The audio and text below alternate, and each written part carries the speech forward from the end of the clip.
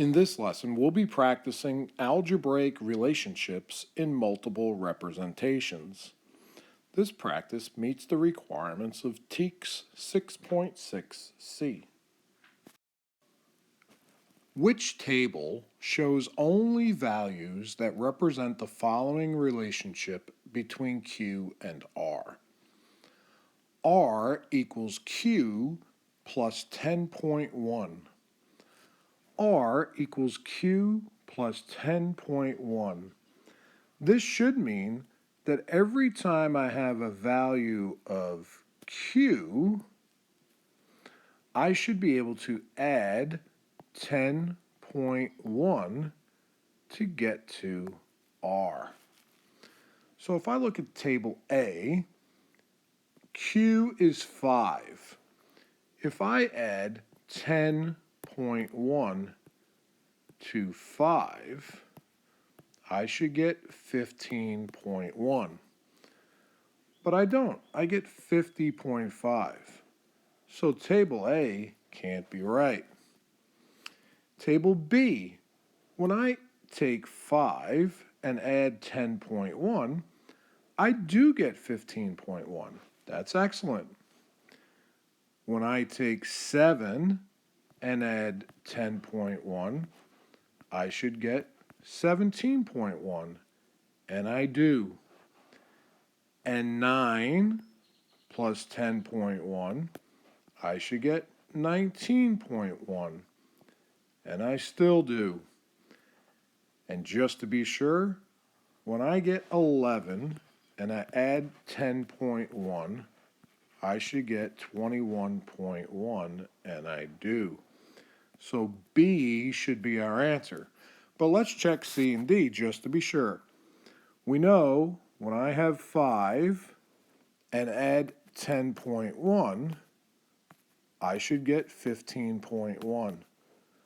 But in C, I don't. I get 10.6. So that is no good.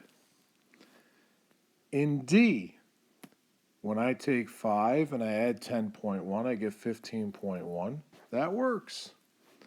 So when I take 7 and add 10.1, I should get 17.1. But I didn't. I got 15.3. So just like in C, when I didn't get the answer I expected, that answer causes me to know that A, C, and D are not tables showing the relationship R equals Q plus 10.1. Our answer is B. Hugo is buying DVDs that cost $15 each.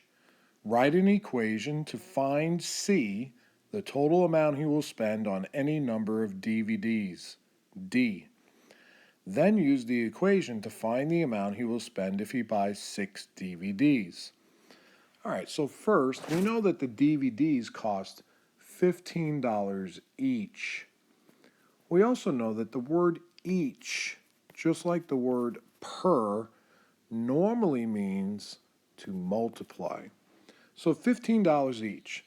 Write an equation to find C, that's the variable that represents the total amount of money he will spend on DVDs.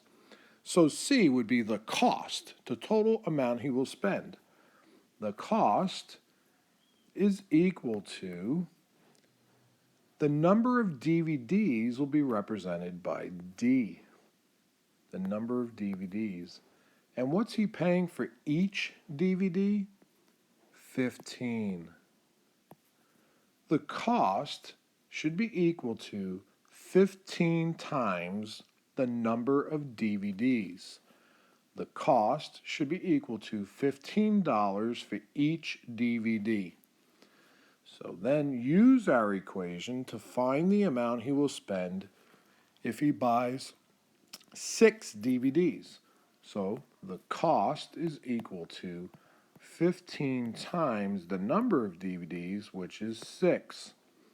So the cost is equal to 15 times 6. $15 for each DVD, 6 total DVDs means the cost would be $90. The total number of washcloths, Y, contained in X packages can be represented by the equation Y equals 8X.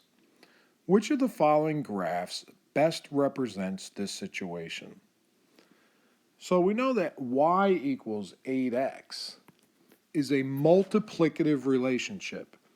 It's 8 times X. And in a multiplicative relationship, I know that the graphed line should go through the origin. So in a multiplicative relationship like Y equals 8X, our graphed line should go through the origin. So that means F can't be our answer, and nor can J. Neither one of those lines goes through the origin. So I have to choose between G and H. If I know the relationship is Y equals 8X, one of the things I can do is draw a table.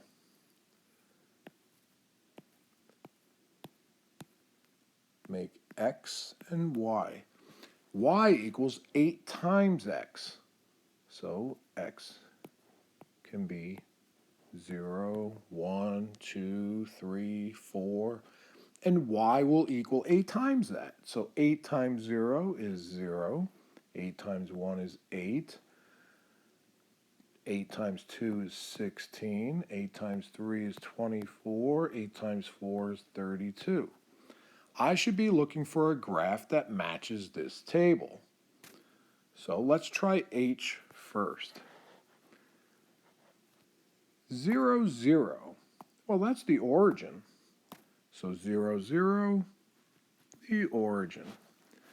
1, 8 over 1 up 8. 2, 16 over 2 up 16. 3, 24 over 3 up 24. Hey, look at this line. It appears to be tracking perfectly all the dots that we're graphing. So H is looking like our answer. But just to be sure, let's go check out G. So we have 0, 0. That would be the origin. And so there we go, that's good. Then we had 1, 8. Remember in our table? 1, 8. So 1 and up 8 would mean right there. Oh, sorry. Actually, right there. 2, 16. 2 and up 16. This line that's graphed looks nothing like the points that we're graphing now. And so clearly, G cannot be our answer. So we're happy with our answer choice of H.